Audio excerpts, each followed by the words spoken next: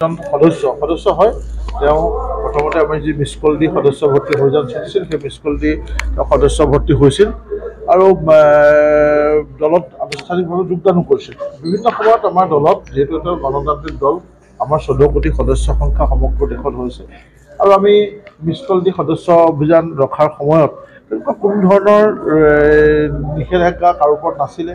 গতিকে পূৰ্বতে কিবা আছিলে কিন্তু তথাপি আমি দলত যোগদান কৰিছিলোঁ। তেনেকুৱা বহুত ব্যক্তি দলত আছে আনুষ্ঠানিকভাৱে যোগদান কৰাইছিলোঁ, দলৰ কাম কাজো কৰিছিলে। কিন্তু শেহতীয়াভাৱে তাতে বিতৰ্কত সোমাইছে এজন নিৰীহ যুৱকক মাৰপিট কৰাৰ অভিযোগ তেখেতৰ বিৰুদ্ধে উঠিছে। অপৰাধ যেতিয়া অপৰাধ কৰিছে অপৰাধীয়ে শাস্তি পাবই লাগিব। আৰু মই জনামতে এই যিজন যুৱক তেওঁৰ লগত মোৰ যোগাযোগ হৈছে তেওঁ আমাৰ দলৰ সদস্য, প্ৰাথমিক সদস্য। গতিকে আমি নিশ্চিতভাৱে সেই ভুক্তভোগী যুৱকজনৰ লগত আছোঁ। মই কথা বতৰা পাতিছোঁ আৰু তেওঁৰ হাতত এতিয়া খালি টেলিফোনত যোগাযোগ কৰিবলৈ ফোনটোও নাই। তো মই যুৱকজনৰ লগত সহমৰ্মিতা প্ৰকাশ কৰিছোঁ আৰু যিগৰাকী ব্যক্তিয়ে এই জঘন্য কাম কৰিছে, মাৰপিট কৰিছে, কাৰণ আইন কিবা কাৰোবাৰ লগত কিবা মনোমালিন্য হ'ব পাৰে, কিন্তু আইন হাতত তুলি লোৱাৰ মাৰপিট কৰাৰ অধিকাৰ কাৰো নাই। কাৰণ কাৰোবাৰ যদি কিবা তেনেকুৱা সমস্যা হয় তেতিয়া আমি আৰক্ষীৰ ওচৰলৈ যাব লাগে, আইন আছে, আদালত আছে, আৰক্ষী আছে। গতিকে মই ভাবোঁ তেওঁৰ কিবা সমস্যা আছিল, তেওঁ যাব লাগিছিল, নগ'লে আইন হাতত তুলি লৈছে আৰু আইন যেতিয়া তেখেতে হাতত তুলি লৈছে তাৰ উপযুক্ত শাস্তি পাব লাগিব।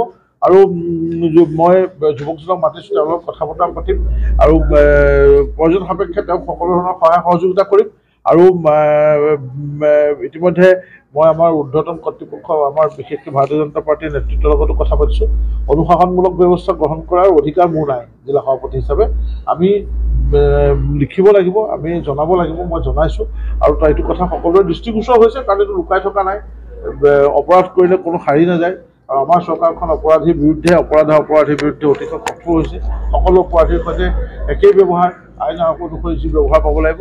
গতিকে যিখিনি সেইটো এটা বেলেগ চেপ্টাৰ, কিন্তু আমাৰ দলৰ লগত মই ভাবোঁ মই যেতিয়ালৈকে জিলাৰ দায়িত্বত আছোঁ তেতিয়ালৈকে আমি তেওঁক কোনো কামত নলগাওঁ, কিন্তু ব্যৱস্থা যিহেতু মই ল'ব নোৱাৰোঁ আৰু যিটো ব্যৱস্থা আমাৰ নেতৃত্বই লয় তাৰ লগত মই আছোঁ, কাৰণ থাকিবই লাগিব। কাৰণ তেনেকুৱা অপৰাধী ব্যক্তিক আমি দলৰ মজিয়াত ৰাখিব নোৱাৰিম। আমি তেওঁক তেনেকুৱা ব্যক্তিৰ দলত স্থান নাই, কাৰণ এইটো এটা দল সকলোৰে কাৰণে চিন্তা কৰা এটা দল, সবকা সাথ সবকা বিকাশ। ইয়াত অপৰাধীৰ স্থান নাই। গতিকে ময়ো বিচাৰিম যাতে তেওঁৰ বিৰুদ্ধে শাস্তিমূলক ব্যৱস্থা বা অনুশাসনমূলক ব্যৱস্থা দলে গ্ৰহণ কৰে। কালিহে ওলাইছে, কালিহে গম পাইছোঁ। তো গতিকে এইটো যোগাযোগ চলি আছে মৌখিকভাৱে। তো আজি মোক যিটো কৰিবলৈ কয় দলৰ ফালৰ পৰা মই সেইটো কৰিম, সেইমতে আমি ব্যৱস্থা নোৱাৰে। আমাৰ এইটো দলত অনুশাসনমূলক ব্যৱস্থাটো আমাৰ এখন অনুশাসন কমিটি আছে। তো সেই সমিতিৰ জৰিয়তে আমি লিখিব লাগিব যে পঞ্চায়ত নিৰ্বাচনতো কোনোবাই আমাৰ দলীয় প্ৰতীকৰ বিৰুদ্ধে থিয় হৈছে, আমি একো ব্যৱস্থা ল'ব পৰা নাই। এতিয়ালৈকে আমাৰ লাষ্ট কাৰ্যনিৰ্বাহক সদস্য এখন সভা হৈ গৈছে, তাতো তেওঁ উপস্থিত নাই।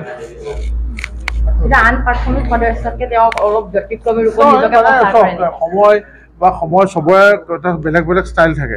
তেওঁ কিবা ষ্টাইলত থাকে, তেওঁ ওচৰ পৰ্যায়ত থাকে, তেওঁ সকলোৰে লগত তেওঁ চিনাকিও আছে, চিনি পায়। সেই হিচাপত তেওঁ অকণমান আগবাঢ়ি গৈছে, সেইটো বেলেগ কথা।